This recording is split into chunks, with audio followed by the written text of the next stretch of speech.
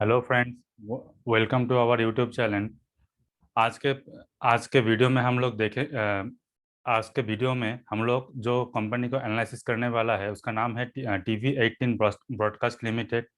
ये सबसे पहले जान लेते हैं कि ये कंपनी जो है ये कंपनी करता क्या है। ये जो TV18 broadcast is engaged in activities planning across broadcasting digital content and allied businesses. इसका मतलब क्या है, सीधा सीधा जो टीवी न्यूज़ चैनल जो है, बहुत सारा इसमें न्यूज़ चैनल इस कंपनी के अंदर आता है। जैसे कि CNBC आवाज़ भी इसमें इसके भीतर आता है। तो हम लोग देख लेते हैं कि इसका प्रोस क्या है कि ये कंपनी ऑलमोस्ट डेप्ट फ्री है, डेप्ट को बहुत रिड्यूस किया है। और company has delivered good profit growth of 18.50 CGRA over last 5 years. इसका मतलब क्या है कि लास्ट 5 ईयर्स से ये लगभग लगभग 80 ऑन एन एवरेज 18.50% का रिटर्न दिया है अपने शेयर होल्डर्स को। And companies median sales growth is 15.583% of last 10 years. मतलब इसका ग्रोथ में, सेल में भी बहुत ग्रोथ आया है। इसका प्रॉफिट एंड लॉस में अगर देखेंगे, प्रॉफिट एंड लॉस स्टेटमेंट में अगर देखेंगे, देखिए ऑपरेटिंग प्रॉफिट जो है ये लगातार इंक्रीज हो रहा है 2017 से। 31 करोड़, 59 करोड़, 314 करोड़। उसके बाद पेंडेमिक उस टाइम में भी 706 करोड़। और उसके बाद भी देखिए ये पेंडेमिक के दौरान जो सबसे मैं मान सकता हूँ कि घर बैठे लॉकडाउन के टाइम में बहुत कोई न्यूज़ देखा, तो इसका भी व्यू मिलता है, व्यू व्यू के ऊपर पैसा भी मिलता है इसमें। तो जो भी हो, तो इस जो मार्च 2021 में इसका जो ऑपरेटिंग प्रॉफिट है तो ये लगभग बढ़ के हो गया 808 करोड़। तो इसके बाद नेट प्रॉफिट जो है, नेट प्रॉफिट भी देखिए लगातार बढ़ रहा है, 6 करोड़, 6 से 10 करोड़, 167 करोड़। उसके बाद 242 करोड़, 456 करोड़। तो ये तो हम लोगों का मोटा मोटा आइडिया ले लिए है कि कंपनी जो अल्टीमेटली लगातार प्रॉफिट में है या लॉस में है।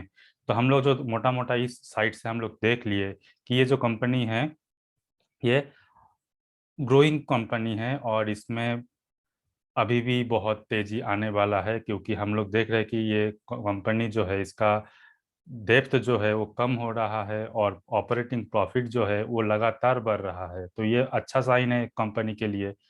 अब देख लेते हैं इसका चार्ट पैटर्न में।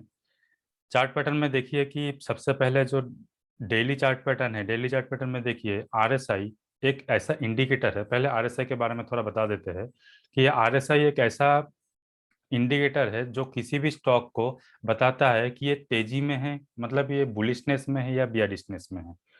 तो एक बात बता देते हैं कि जब भी देखिएगा कि 60 के ऊपर है तब हम लोग उसको बुलिश बुलिश मान सकते हैं। और अगर 40 के नीचे होगा, जैसे कि इस टाइम में देखिए ये जगह में 40 के नीचे था, हालांकि ज़्यादा दिन नहीं था, बट ये एक बियरिश जोन माना जाएगा। क्योंकि देखिए बियरिश जोन यहाँ से भी पता कर सकते हैं कि 20 moving average, 50 moving average and 200 moving moving average सबके नीचे प्राइस है। तो इसका मतलब क्या पता चलता है कि सीधा सीधा इसमें बियरिश बियरिश माना जाता है इस स्टॉक को उस टाइम के अंदर। अब देखिए ये धीरे धीरे ऊपर 60 के ऊपर गया, फिर सपोर्ट लिया 60 में, फिर ऊपर गया, फिर 60 में सपोर्ट लिया RSI, फिर ऊपर चला ऊपर चला ऊपर चला, यहाँ पे आके फिर से RSI सपोर्ट लिया 60 में। तो देखिए एक एक बात देखिए कि यहाँ पर 60 में सपोर्ट लिया था, तो इस टाइम में इस प्राइस का, स्टॉक का प्राइस का दाम कितना था? 33 रुपीज। फिर RSI में सपोर्ट लिया जब, तब कितना था? तब 36 या फिर 37, 36 ओपन हुआ था, क्लोज हुआ था 36 में। तो 36 में जो क्लोज हुआ ये भी एक बुलिशनेस हुआ, थोड़ा बहुत तो प्रॉफिट आया वहाँ पे। बट अभी भी देखिए यहाँ से यहाँ पे जब आया तो रैली जो दिखाया ये एकदम यहाँ पे। अभी कितना प्राइस चल रहा है? 33 से अगर कैलकुलेट मैं करूँ तो यहाँ पर प्राइस कितना चल रहा है अभी? 45 रुपीज के आसपास, 45 46 के आसपास चल रहा है अभी प्राइस। और इससे इसके आगे ये जो कैंडल जो बन रहा है, ये कैंडल एकदम बताता है कि ये मैं अभी भी बियरिश नहीं हूँ। क्यों? क्योंकि देखिए यहाँ पर ओपन हुआ था, फिर लो लो बनाया, बहुत बड़ा सा एक लो बनाया उसी दिन के अंदर। फिर बायर ने क्या किया, इसको खरीद करके लगभग लगभग ओपन के सामने ही क्लोज ले लिया। तो इसका मतलब क्या बन रहा है कि इसमें बायर बहुत एक्टिव है इस स्टॉक में। अब इसका वीकली अगर चार्ट पैटर्न में देख लेता हूँ, तो वीकली चार्ट पैटर्न में क्या है कि देखिए यहाँ पर भी आरएसआई बहुत बुलिश है, आरएसआई 60 के ऊपर है। और ये जो ये ये जो बॉलिंजा बैंड है, बॉलिंजा बैंड में देखिए यहाँ पर स्क्वीज स्क्वीज जो हुआ था, स्क्वीज मतलब यहाँ पर वॉलेटिलिटी। देखिए एक बात देखिए, आज मैं बॉलिंजा बैंड के बाद में थोड़ा बात बताता हूँ आपको कि बॉलिंजा बैंड एक क्या बताता है, एक प्राइस प्राइस का जो रेंज है ये एक बताता है, और साथ ही साथ वॉलेटिलिटी बताता है। वॉलेटिलिटी मतलब कि इसमें कितना बायर और सेलर ज़्यादा एक्टिव है। तो इसमें देखिए, इसमें ये जो बॉलिंजा बैंड है, बॉलिंजा बैंड का जो बैंड है बहुत बड़ा था इस जगह में, इस रीजन में, और धीरे धीरे कम होता गया। तो इसका मतलब क्या है कि इसका मतलब है इस जगह में बायर और सेलर बहुत एक्टिव था इस पीरियड के अंदर, इस पीरियड के अंदर। और धीरे धीरे क्या हुआ, बॉलिंजा बैंड जब छोटा छोटा सा हो गया, इसका चैलेंज जब छोटा हो गया, तो ये क्या हो गया कि इसमें बायर और सेलर एक्टिव था, बट उस हिसाब से नहीं था पहले जितना वॉलेटिलिटी हो रहा था। तो अब देखिए, बॉलिंजा बैंड का एक रूल होता है कि जब भी स्क्वीज होने के बाद ओपन होता है, मतलब फिर से जब वॉलेटिलिटी स्टार्ट होता है, तो उस टाइम में एक अच्छा पैसा बन सकता है। एक टेक्निकल एनालिसिस में ये बहुत इंपॉर्टेंट होता है। हम लोग बहुत ढूंढते हैं कि बॉलिंजा बैंड कहाँ पे स्क्वीज ले रहा है, हम लोग उसमें छोटा सा अमाउंट लेके एक एंट्री ले सकते हैं। क्यों? क्योंकि क्योंकि उसमें देखना पड़ता है कि अगर वो कुछ ही दिन के अंदर, ये तो प्रेडिक्ट नहीं कर सकते आप कि कब बॉलिंजर बैंड का जो स्क्वीज है ये ओपन होगा। बट आप अब अगर छोटा सा कैपिटल लेके वहाँ पर बैठ जाते हैं, तो धीरे धीरे जब बॉलिंजर बैंड का जो ये है स्क्वीज जो है, क्वीज जब खत्म होके जब ये जो ओपन माउथ होगा, जितना बड़ा ओपन माउथ होगा उतना बड़ा पैसा बनेगा आपका। ठीक है। तो ये ऐसा भी नहीं है कि बॉलिंजर बैंड का जो स्क्वीज है सिर्फ स्क्वीज में ही आपको एंट्री लेना है, उस टाइम में आपको देखना भी है कि आरएसआई जो है, आरएसआई ऊपर है या नीचे है, 60 के ऊपर है या 40 के नीचे है, या फिर देखिए यहाँ पर भी एक चीज देखिए, मैं बोल रहा था कि ये जो स्टॉक है इस टाइम से 40 और 60 के बीच में है। तो यहाँ पर भी देखिए 40 और 60 के बीच में एक रेंज बाउंड था, मतलब इसमें वॉलेटिलिटी बहुत कम था इस जगह में।